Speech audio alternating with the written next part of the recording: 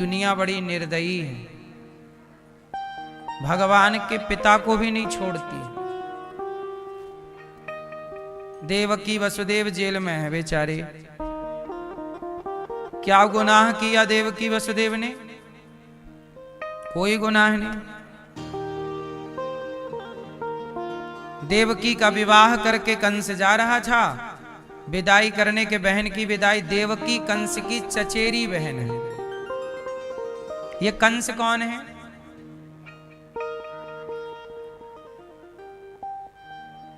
कंस के पिता का नाम है उग्रसेन।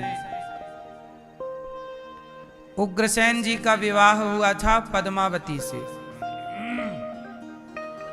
एक पद्मावती नाम की लड़की थी, बहुत सुंदर थी। उग्रसेन जी का हो गया विवाह।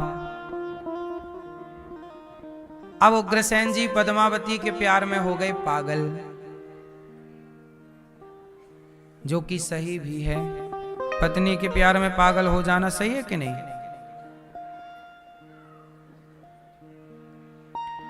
एक दिन क्या हुआ कि पद्मावती के पिता ने कोई आयोजन रखा तो बुलाया, बेटी आओ। तो पद्मावती बोली अपने पति से कि मेरे पिताजी बुला रहे हैं, आप आज्ञा करें तो मैं चली जाऊं मायके। तो इन्होंने कहा कि देखो, तुम हमें छोड़कर ना जाओ, हम तुम्हारे बिना कैसे रहेंगे। पद्मावती जी को मनाया पति ने। कंस के पिता की ये घटना है। ये पद्मावती कंस की मां है होने वाली। अभी बताएंगे कंस कैसे आया। पद्मावती और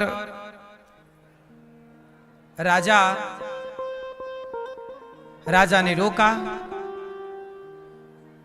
उग्रसेन जी ने, रुक जाओ, मत जाओ हमें छोड़कर। नया नया विवाह था। पवन रेखा और पद्मावती बोली कि पिता बुला रहे हैं, मैं चली ही जाती हूं। तो बेमन से पति ने विदा कर दिया। बेमन से मतलब मन नहीं था भेजने का, पर पत्नी का मन था मायके जाने, भेज दी जा। अब ये अपने मायके आई, पिता से मिली, मां से मिली। कोई कार्य था वो पूरा हुआ बेटी के आने से। अब एक दिन क्या हुआ, ये सरोवर में नहाने के लिए गई। अब वहां अपनी सखियों के संग नहा रही थी। कौन? पद्मावती। जब ये नहाई तो वहां से एक राक्षस गुजरा, जिस राक्षस का नाम था गोभिल।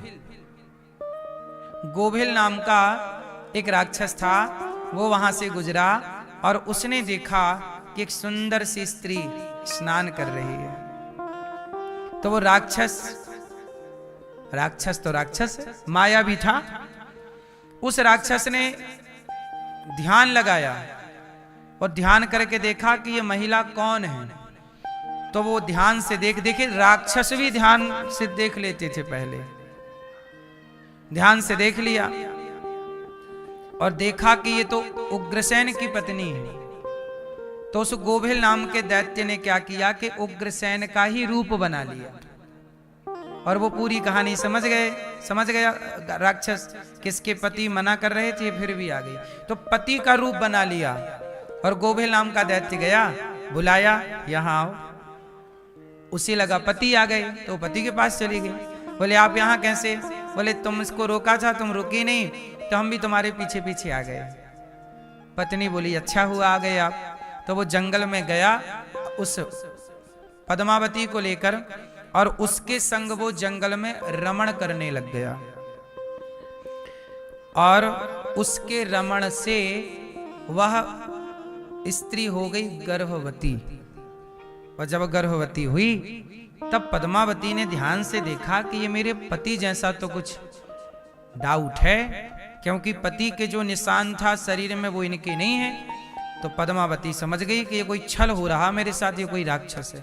तुरंत क्रोध में बोली कौन है तू? तो वो राक्षस के रूप में आ गया, मैं गोविल नाम का राक्षस हूं। क्यों तूने मेरा पातिव्रत बिगाड़ा? तो गोविल बोला, पद्मावती बोली कि मैं तुझे शाप देती हूं। गोविल बोला तू मुझे शाप नहीं दे सकती। क्यों? क्योंकि तूने अपने पति की आज्ञा का पालन नहीं किया, इसलिए तू मुझे शाप देने की अधिकारिणी नहीं है। तेरे पति ने तुझे रोका था, तूने पति की आज्ञा उल्लंघन की और यहां चली आई, इसलिए तू अब शाप नहीं दे सकती। और जो मेरा बच्चा तेरे गर्भ से होगा वो मेरे जैसा राक्षसी होगा। अब लो भैया अब क्या करें। अब ये अपने पिता को सब कुछ बताई जाके कि ऐसा ऐसा हमारे साथ हो गया है। पिता ने कहा ठीक है, पर तुम अपने पति को मत बताना ये सारी बातें। तुरंत पद्मावती आई मथुरा में, उग्रसेन जी के संग रहने लगी।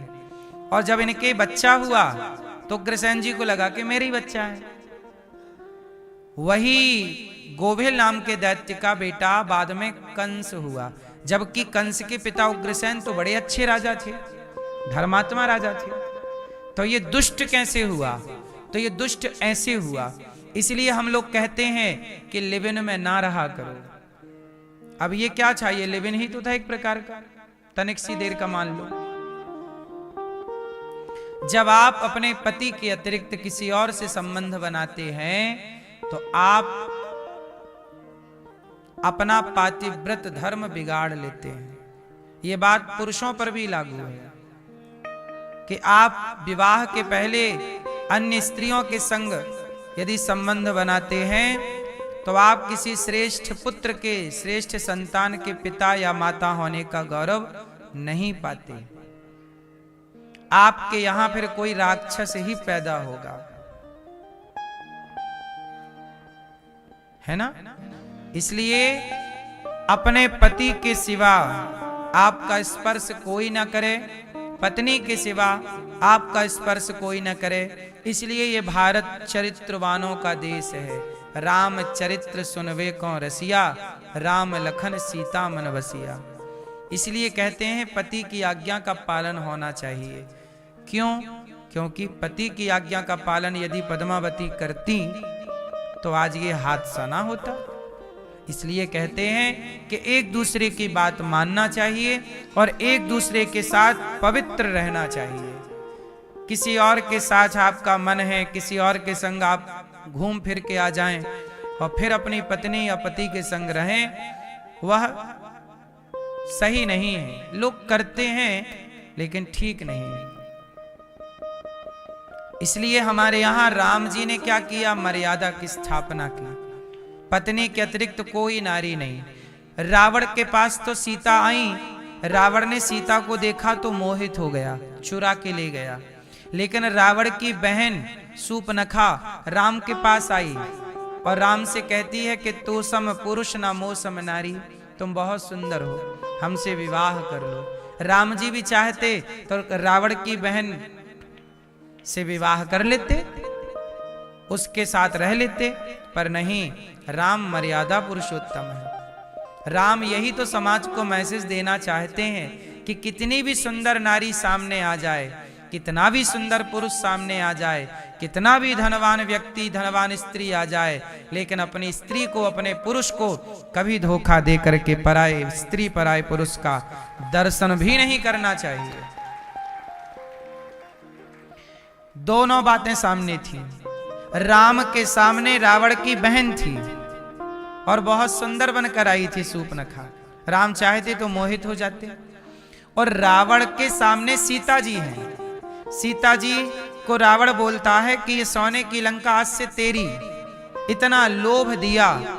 जरा बताओ मेरी माँ, आजकल आपको कोई तनिक सा लोभ देता है तो कुछ लोग उस लोभ के पीछे भाग जाते हैं।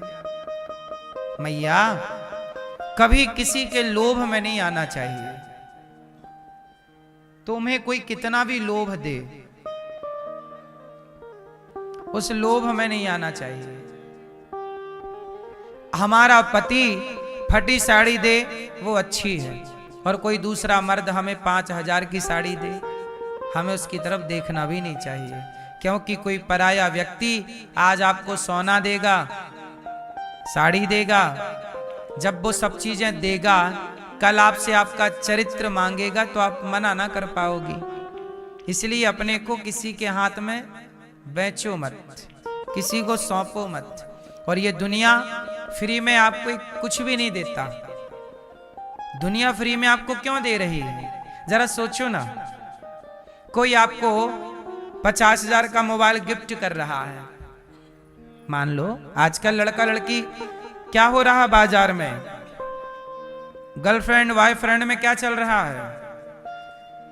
एक ने दूसरे को एक मोबाइल गिफ्ट कर दिया 50,000 का। एक लड़के ने एक लड़की को 50,000 का गिफ्ट दिया मोबाइल। लड़की खुश, मेरे बॉयफ्रेंड ने मोबाइल दिया। आज तुम्हें मोबाइल दिया है तो कल तुमसे मांगेगा जरूर कुछ, तुमसे तुम्हारा चरित्र मांगेगा। तुम मना कर पाओगी? क्योंकि गिफ्ट तो तुमने रख लिया। फ्री में कौन देता? मैं हमेशा एक लाइन कहता हूं ना, कोई आपसे प्यार क्यों करेगा? आपसे कोई प्यार नहीं करता। आप सुंदर हैं, शरीर अच्छा है तो आपको 1000 आई लव यू मिल जाएंगे। आप सुंदर नहीं हैं, आपकी ओर कोई नहीं देखता। हाँ या ना? इसलिए अपने जीवन में शास्त्रों में एक छोटी सी कथा है। एक स्त्री थी, वो स्त्री, उसका हो गया विवाह, पति के संग रहती, पति के साथ रहती। लेकिन क्या हुआ कि पति के साथ रहते रहते भी उसके पड़ोसी आने लग गए, कोई भाभी जी, ये भाभी जी। तो उस महिला को पड़ोसी जी कभी लाके साड़ी दे जाएं, कभी उसको लाके अंगूठी दे जाएं सोने की, कभी कुछ दे जाएं। और धीरे धीरे वो महिला वो उनका सामान लेने लग गई, अंगूठी, साड़ी इत्यादि चीजें।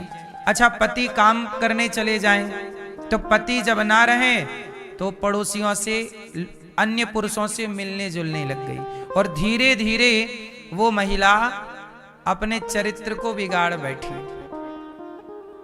याद रखिएगा, आपका अधिक किसी से मिलना जुलना ठीक है, लेकिन आपने, आजकल लड़के लड़की क्या बोलते हैं, महाराज जी हमारा कोई प्यार व्यार नहीं है, हम तो फ्रेंड हैं, दोस्त हैं।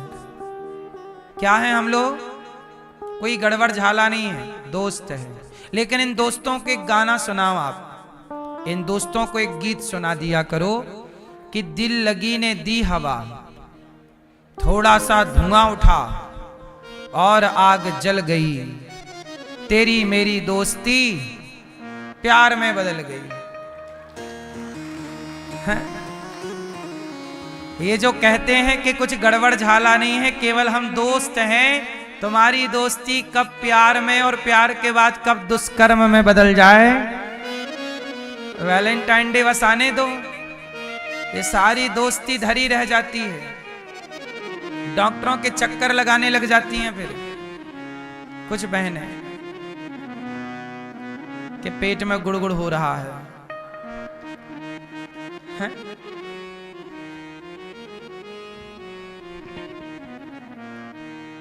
इसलिए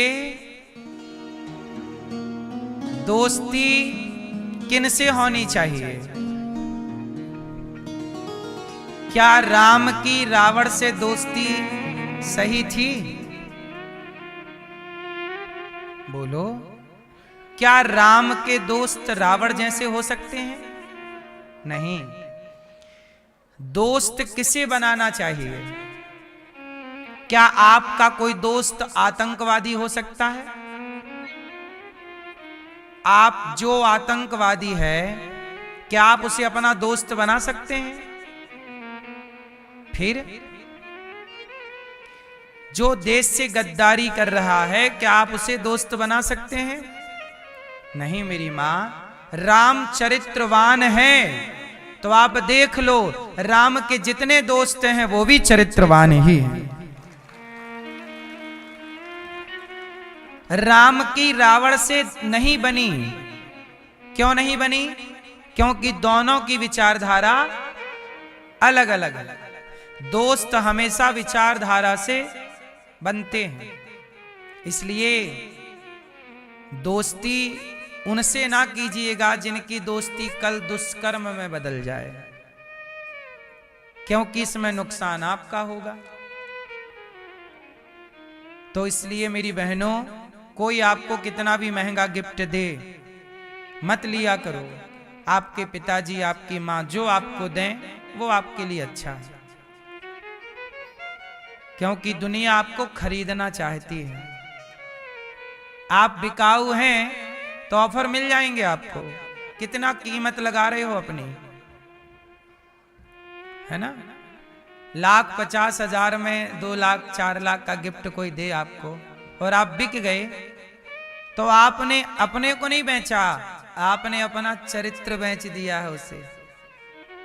इसलिए अपनी कीमत बढ़ाओ, इतनी कीमत बढ़ा लो अपनी कि धरती में कोई आपको खरीद ना सके, है ना?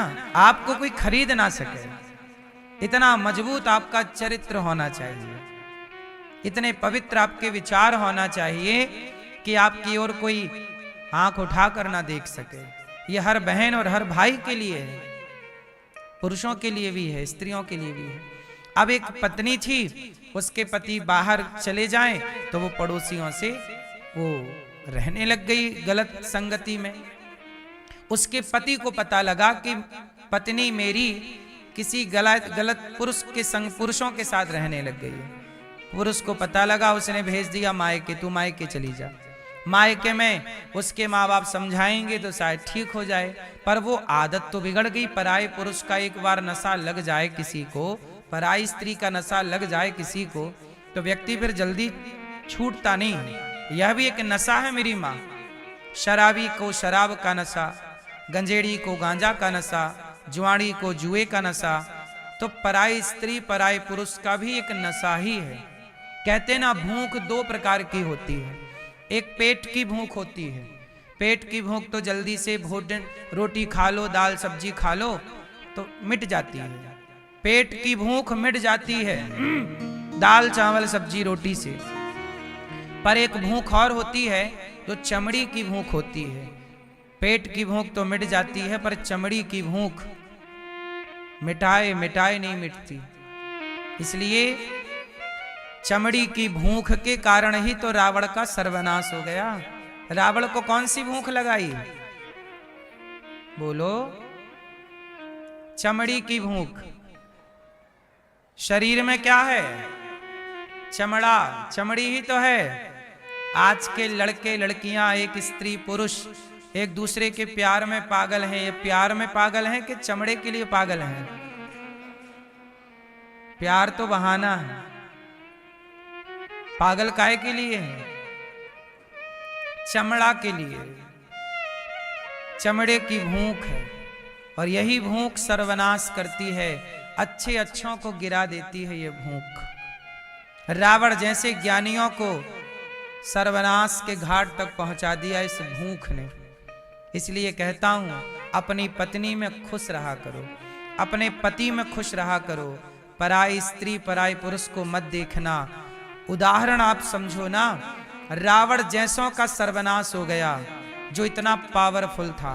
दुर्योधन जैसों का सर्वनाश हो गया, पराई औरत के कपड़े ही तो उतारा था ना, वहीं से तो उनके सर्वनाश की शुरुआत हो गई। हाँ या ना? द्रौपदी को कपड़े, क्या बोला दुर्योधन ने? कपड़े उतार दो, इसे निर्वस्त्र करके मेरी जांघ में लाकर बिठाओ, मेरी गोद में लाकर बिठाओ। एक पराई औरत को निर्वस्त्र करके अपनी गोद में बिठाना चाहता है दुर्योधन। दुर्योधन को भी तो भूख लगाई ना चमड़े की, हो गया सर्वनाश। 100 भाई थे, एक भी नहीं बचा। इनके जितने बच्चे थे सब खत्म।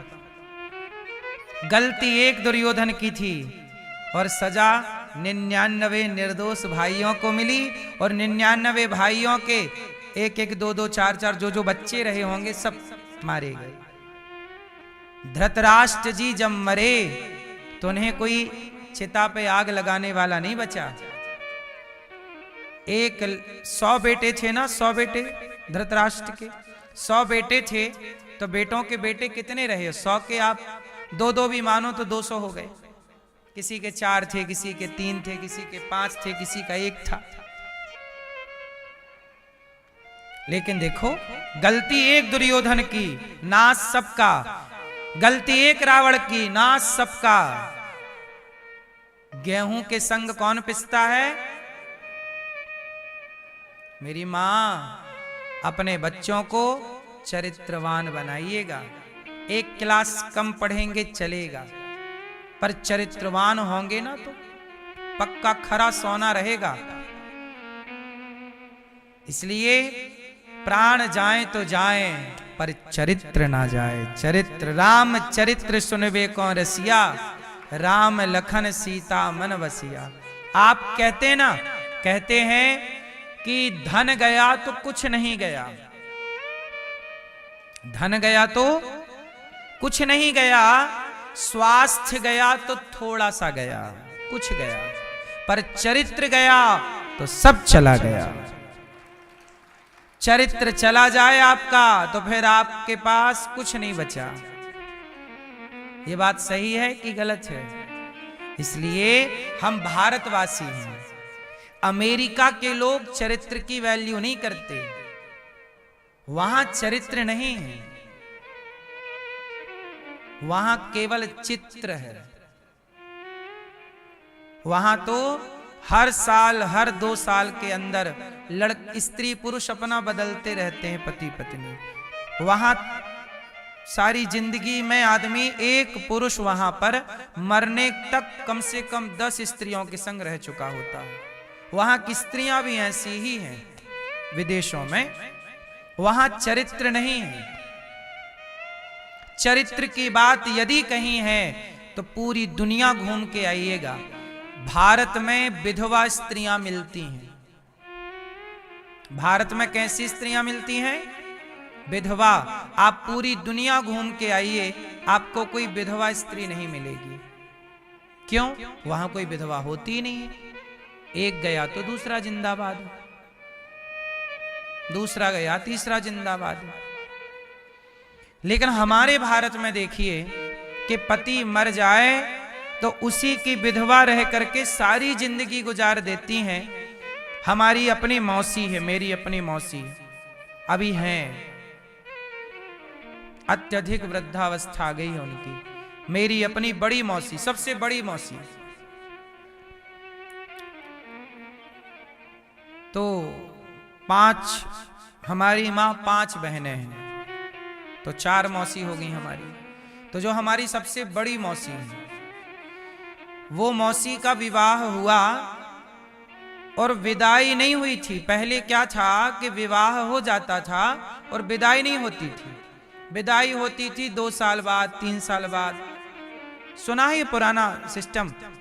तो हमारी मौसी का विवाह तो हो गया, पर मौसी की विदाई नहीं हुई। और खबर आ गई कि हमारे मौसा जी उस समय जब वो 15-16 साल के थे, हमारी मौसी 12-13 वर्ष की रही होंगी। पहले विवाह जल्दी हो जाता था। तो हमारे मौसा जी की हो गई मृत्यु किसी कारणवश। हमारी मौसी जी ने उन्हें देखा भी नहीं ठीक से। पहले कहाँ मंडप के नीचे घूंघट डाल के बिठा दे, ब्याह हो गया, पता ही नहीं कि ब्याह हो गया। छोटी बच्ची को क्या पता। जरा सोचिए कि हमारी मौसी ने अपने पति को स्पर्श तक नहीं किया, टच नहीं किया, एक उंगली से स्पर्श भी नहीं किया, और विधवा हो गई। और उन्हीं की विधवा रहकर आज भी हमारी मौसी हैं। आज तक उनके चरित्र पर कोई दाग नहीं लगा, पूरी जिंदगी गुजार दी। अब तो अत्यधिक वृद्धावस्था, पूरी जिंदगी गुजार दी। ऐसी स्त्रियां पतिव्रता नारियां हैं, चरित्रवान स्त्रियां हैं। ऐसा चरित्र आपको कहीं देखने को मिलेगा तो केवल भारत में देखने को मिलेगा। इसलिए भारत चरित्रवानों का देश है। लेकिन आज इस चरित्र की कहाँ वैल्यू है? आज के लड़का लड़की तो इन बातों को यूं ही समझते हैं कि इसमें क्या है। आज तो देखो वो देह को ही सब कुछ मान बैठे हैं कि जी कोई बात नहीं, 1 नहीं 2, 2 नहीं 3, चल रहा है, यही चल रहा है। इसलिए आपकी बेटी, आपका बेटा चरित्रवान बने। चलो आजकल क्या होता है, पुनर्विवाह होता है। ठीक है, आज के समाज की मजबूरी है कि जवान लड़की विधवा हो गई तो उसका कहीं अच्छा सा लड़का देके फिर से ब्याह कर दिया जाता है। ठीक है, लेकिन जब तक आप अपना पति है तब तक तो आप अपने पति के अतिरिक्त कोई और ना चिंतन कीजिए। पत्नी है तब तक तो किसी और का चिंतन ना कीजिए।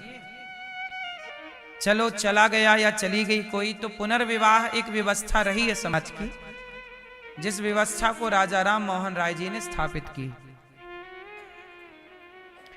लेकिन फिर भी आपका पति है, आपकी पत्नी है, तो आपको क्यों किसी और की तरफ देखना है? अपने को चरित्रवान बनाइए ना। आप किसी और से नजरें मत मिलाइए, आप अपने से नजरें मिलाइए।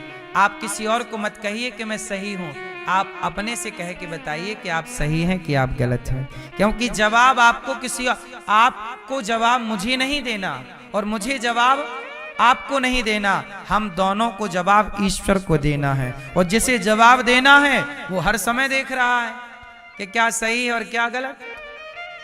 हमसे क्या छिपाओगे, आपसे हम क्या छिपाएंगे? चलो आपसे हम छिपा लें, आप हमसे छिपा लो, पर भगवान से तो किसी का कुछ ना छिपना है।